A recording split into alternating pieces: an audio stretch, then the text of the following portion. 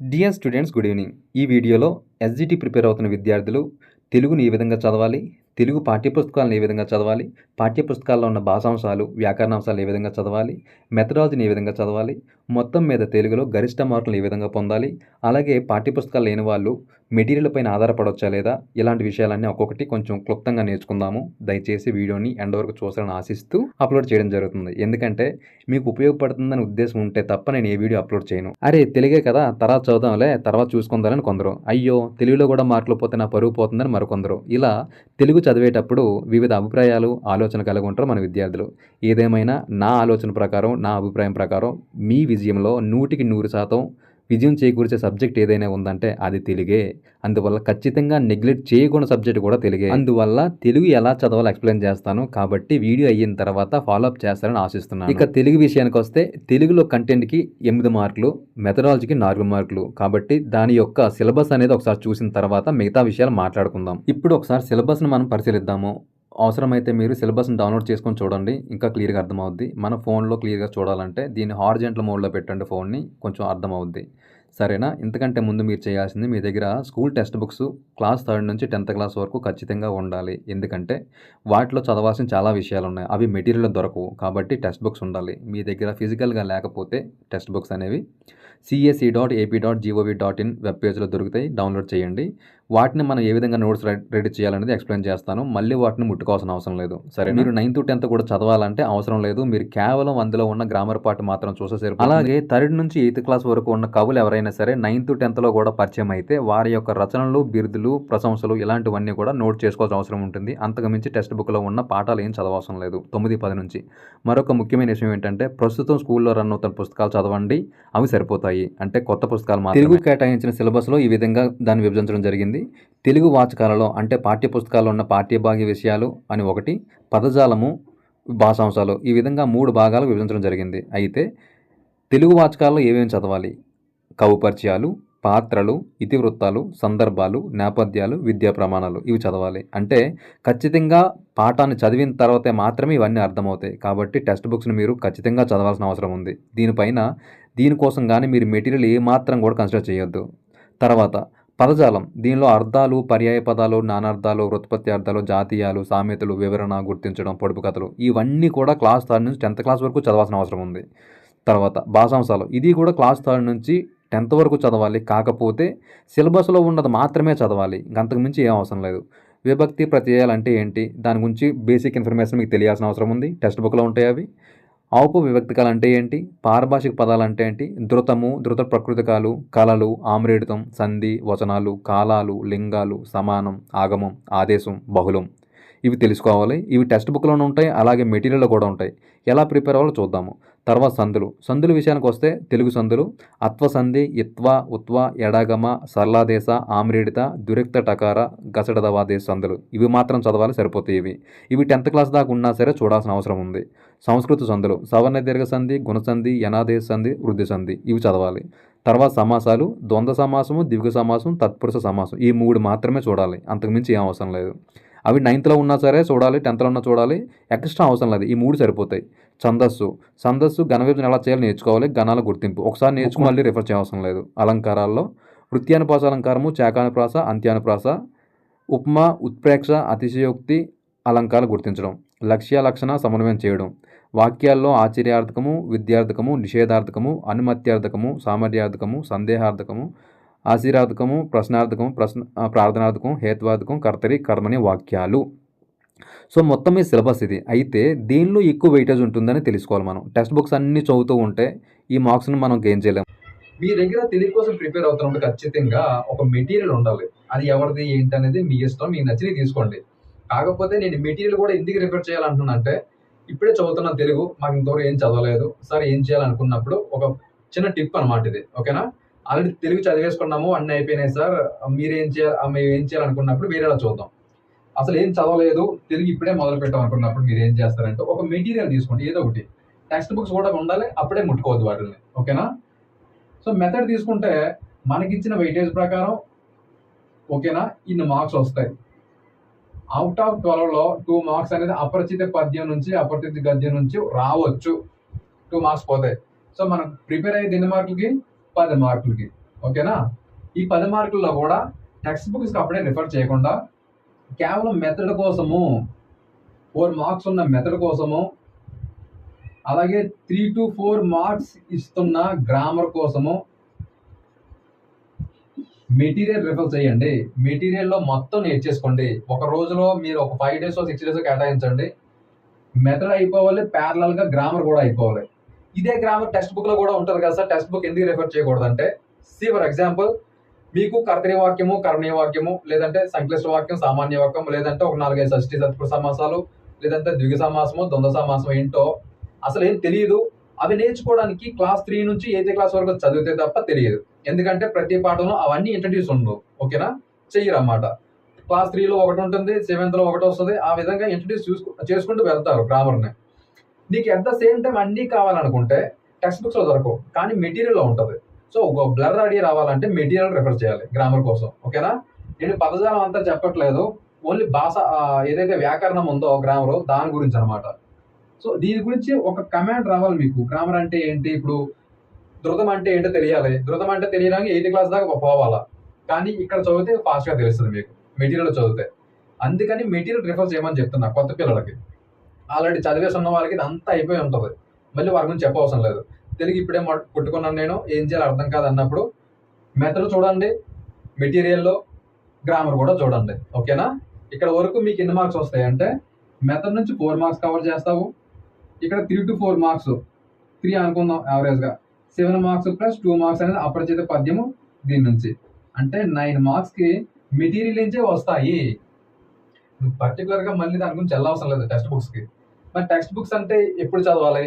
ఇది అయిపోయిన తర్వాత గ్రామర్ పార్ట్ మీద నీకు కంప్లీట్గా కమాండ్ వచ్చిన తర్వాత, నాకు చదివేసుకున్నాను, నాకు అన్నీ వచ్చేసా అనుకున్నప్పుడు, లైక్ మీకు డూమూవల్ అంటే దేనికో తెలియనప్పుడు టెక్స్ట్ బుక్లోకి వెళ్ళి అది దొరకదు అంత ఫాస్ట్గా, మర్చిపోయి ఉంటావు చదివినా సరే. కాబట్టి ఒకసారి రిఫర్ చేసి ఏదైనా మెటీరియల్లో గుడ్ మెటీరియల్ తీసుకొని దానిలో గ్రామర్ పార్ట్ మీద కమాండ్ వచ్చిన తర్వాత, మెథడ్ మీద కమాండ్ వచ్చిన తర్వాత అప్పుడు టెక్స్ట్ బుక్స్కి వెళ్తాయి, మిగతా 3 మార్క్స్ అనేది కవర్ అవుతాయి.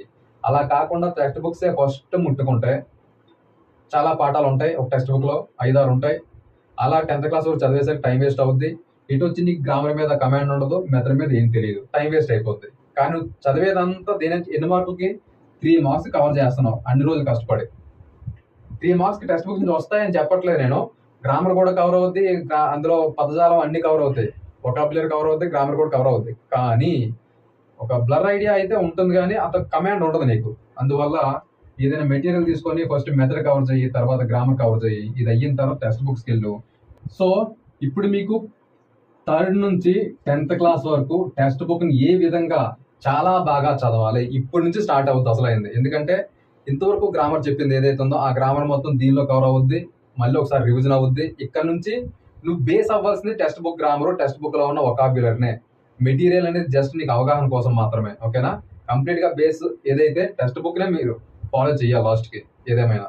కాకపోతే ఒక కొత్త పిల్లలకైతే టెక్స్ట్ బుక్ టైం వేస్ట్ అవుతుందని చెప్తున్నావు తప్ప, కానీ మెయిన్ సోర్స్ ఏదైనా ఉందంటే టెక్స్ట్ బుక్ అది. కాబట్టి ఒక లెసన్ ఫస్ట్ ఏదో క్లాస్ 8 టెక్స్ట్ బుక్ ఓపెన్ చేసాం అనుకుందాం. టెక్స్ట్ బుక్ ఓపెన్ చేస్తే దానిలో మీకు ఇండెక్స్ కనిపిస్తుంది.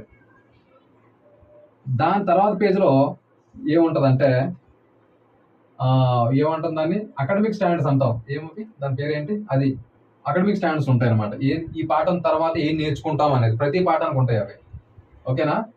లెట్స్ సే ఫర్ ఎగ్జాంపుల్ ఇదిగో ఇండెక్స్ ఈ విధంగా ఉంటుంది. ఒక 4-5 పాఠాలు ఉంటాయి. పాఠం పేరు, దాని యొక్క ప్రక్రియ, దాని నేపథ్యము, దాని రాసిన కవి. ఓకేనా? ఇది ఒక పాఠం, ప్రతి పాఠానికి సంబంధించి. 8th క్లాస్లో ఏదో పాఠం తీసుకుందాం, గుర్తు రావట్లేదు, ఏదో మాతృభూమి అని పాఠం తీసుకుందాం. మాతృభూమి అని పాఠం ఉంది, అది రచించింది ఎవరో, దాని కవి ఇక్కడ ఉంటాడు. ఓకేనా? తర్వాత దాని ఇతివృత్తము. ఇతివృత్తం అంటే what is being said in the lesson, ఏం చెప్పబడుతుంది అల్టిమేట్గా ఆ లెసన్ చదవడం వల్ల మనకి ఏం అర్థమవుతుందని ఇతివృత్తం. ఇంకా ప్రక్రియ ఉంటుంది. ప్రక్రియ అంటే అది గేయమా, లేదంటే ఏదైనా ఖండకావ్యమా, లేదంటే వ్యాసమా, కథానిక అని తెలుసుకోవాలి. అది ఇప్పుడు తెలుస్తుంది. ఆ పాఠం అనేది పాఠాన్ని ఓపెన్ చేసి అది మొత్తం చదివినప్పుడు తెలుస్తుంది అది వ్యాసమా, లేదంటే లేఖ రచన, లేదంటే కథానిక. కథానిక అంటే is nothing but story telling. ఓకేనా? అంటే సినిమా. మన సినిమాలో అంతర్లీనంగా ఒక కథ ఉంటుంది, దాన్ని చెప్పే విధానం వేరే ఉంటుంది. కథానికి కూడా సేమ్ అంతే. కథానిక అంటే ముందే ఒక ముగ్గురు నలుగురు వ్యక్తులు మాట్లాడుకున్నట్టే ఉంటది అనమాట. అలాంటి దాన్ని కథానిక అంటాము. ఓకేనా, ఇక్కడ మాతృభూమి కూడా కథానిక అనేది ప్రక్రియ. ఓకేనా, ఇక్కడ కథానిక కథానిక. ఇప్పుడు మీరు ఏం చేస్తారంటే ప్రతి క్లాసుకి మీకంటూ ఓన్ ఇండెక్స్ ఉండాలి. టెక్స్ట్ బుక్ లో ఇండెక్స్ ఉంటుంది, ఇది చూసి మాతృభూమి ఓకే, కథానిక దాన్ని ఎవరు రచించారు ఓకే, దాని ఇతివృత్తం ఏదో దేశ రక్షణ దేశభక్తో అని చదువుకి వెళ్ళిపోతే బాగానే ఉంటుంది. కానీ ఎలాగా లెసన్ చదువుతున్నావు కాబట్టి ఇప్పుడు ఏం చేస్తావంటే ఇదే ఈ విధంగా ఒకటి రాసుకొని ఓన్గా ఉండాలి ఇండెక్స్ అనేది. ఓకేనా, లెసన్ టెక్స్ట్ బుక్ ఓపెన్ చేస్తావు, ఓపెన్ చేసిన తర్వాత పాఠం చదువుతావు. ఏదో ఫస్ట్ లెసన్ మాతృభూమి అని చదవవు, లెసన్ పేరు మాతృభూమి పెట్టుకున్నావు. దాని ప్రక్రియ ఏంటి? కథానిక. అంటే దానిలో రాజేషు, పద్మజ, రాజారావు అని ముగ్గురు ఫ్యామిలీ ఉంటారు. ఆ పాత్రల పేరు ఇక్కడ రావాలి, మీరు రాసుకోవాలి. ఓకేనా, ఇక్కడ రాజేశా, సుధీర అని పిల్లడు ఉంటాడు, ఆర్మీ పోతాను అంటాడు. పద్మజ వాళ్ళ అమ్మగారు ఉంటారు, ఇక రాజారావు వాళ్ళ నాన్నగారు. ఈ ముగ్గురు వ్యక్తుల మధ్య నడిచే కథ కథానిక మాతృభూమిది. ఓకేనా, ఈ విధంగా నువ్వు రాసుకోవాలి ఇక్కడ ఓన్గా. ఆ ఇండెక్స్ కంఠస్థపెట్టడం కాదు, ఆ పాఠాలు చదివి ఇక్కడికి వచ్చి ఆ పాఠంలో ఉన్న పాత్రల పేరు మీకు గుర్తు రావాలి ఇక్కడ. ఎందుకంటే ఈ డ్రిల్లింగ్ అవడం వల్ల next time text book open చేయకుండానే మాతృభూమి అని చూడగానే అవ్వ ఇందులో సుధీర్ ఉన్నాడు, పద్మజ ఉంది, రాజారావు ఉన్నారు, వీళ్ళు ముగ్గురు వ్యక్తులు ఉంటారు. ఇది దీనికి సంబంధించి కొడుకేమో ఆర్మీకి పోతాను అంటాడు, వద్దంటాడు, ఏదో చదివిన దాన్ని బట్టి నీకు అర్థమవుతుంది ఓన్గా. ఇంక ఇతివృత్తం ఏంటంటే ఏదో దేశభక్తి అనేది, ఇది ఎవరు రచించారు? పలానా వ్యక్తి రచించాడు అనుకుందాం. ఆ పలానా వ్యక్తి గురించి ఆ టెక్స్ట్ బుక్ ఏదో ఇండెక్స్ ఉందో ఓపెన్ చేయగానే కింద ఉంటుంది అది కవి పరిచయం అని. ఆ కవి పరిచయంలో కవి ఎక్కడ పుట్టాడు ఇంపార్టెంట్, ఎప్పుడు పుట్టాడు ఇంపార్టెంట్ కాదు, కానీ ఎక్కడ జన్మించాడు, అతని యొక్క బిరుదులేంటి, అతని యొక్క రచనలేంటి, అతనికి ఏమన్నా సత్కారాలు వచ్చాయా లేదా, అతని కలం పేరేంటి, అవన్నీ ఇక్కడ రాసుకో క్లాస్ 8కి సంబంధించి. ఓకేనా, అలాగే ఓన్ ఇండెక్స్ నీకు ఉండాలి ఇక్కడ. నీకంటూ ఓన్ ఇండెక్స్ ఉండాలి, నీదే ఉండాలి అది. సో పడుకునే టైంలోనో ఏదో టైంలో వాష్రూమ్కి వెళ్ళే టైంలో ఒకసారి మాతృభూమి అనగానే అలా వస్తారు. లేదంటే కంఠకావ్యం తీసుకుందాము, ఏది సో జాసుబాది ఏవో 4-5 రాశాడు పద్యాలు, అతని యొక్క బిరుదులు, అతను చదవడం వల్ల నీకు ఏమర్థమైంది ఇక్కడ రాసుకుంటావు. అందులో పాత్రలు ఏమైనా వస్తే పాత్రలు రాసుకుంటావు, ఇతివృత్తం రాసుకుంటావు. ఇది ఖచ్చితంగా నీ చేతే తయారై ఉండాలి ఏదేమైనా సరే, టెక్స్ట్ బుక్ అలా చూసి చేయకూడదు. ఓకేనా, ఈ విధంగా చేయడం వల్ల టెక్స్ట్ బుక్ పైన నీకు కమాండ్ వస్తుంది అనమాట. అంటే ప్రతి పాఠాన్ని చదువు రాస్తా కాబట్టి నీకు అర్థం అవుద్ది. దీనివల్ల 4 మార్కులు రాని 3 మార్కులు రాని, కానీ బిట్టు పోదు ఇంకా ఎప్పటికీ. ఇగో ఎలా బిట్లు పెడతారంటే ఒక్కోసారి మీకు ఇబ్బంది పెట్టేలాగా కథానిక ఉంది లేదా వ్యాసమే ఉంది, ఆ వ్యాసంలో 4 లైన్లు అడిగి ఈ 4 లైన్లు ఏ పాఠంలోవే అని అడగొచ్చు, దాని పాఠ్యభాగం పేరేంటని అడగొచ్చు, ఈ 4 లైన్లే ఎవరు రచించారని అడగొచ్చు, ఈ 4 లైన్లే అపరిచిత గద్య భాగంగా అవ్వచ్చు. సో ఏదేమైనా లెసన్ ప్రాపర్గా చదివి నీకు ఓన్ ఇండెక్స్ రాసుకోగలిగితే దానిలో అంతర్లీనమైనప్పుడు, ఆ లెసన్ చదువుతున్నప్పుడు దానిలో అంతర్లీనమైనప్పుడు.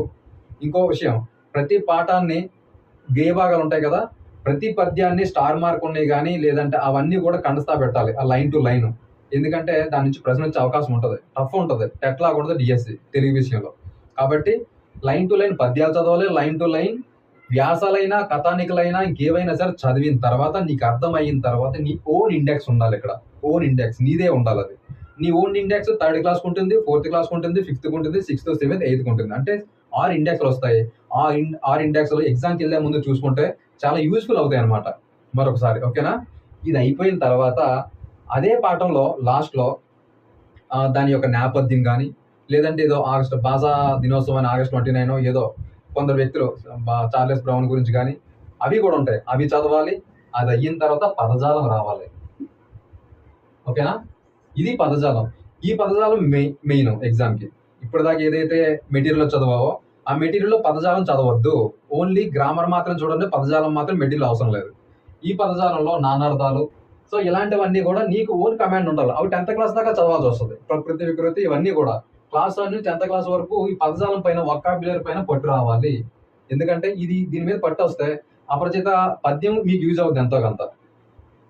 ఇక తర్వాత గ్రామర్ ఆల్రెడీ చదివేశావు ఎక్కడ, మెటీరియల్లో గ్రామర్ చదివేశావు కాబట్టి ఇక్కడ ఏమవుతుంది నీకు, అది డ్రిల్లింగ్ అవుద్ది.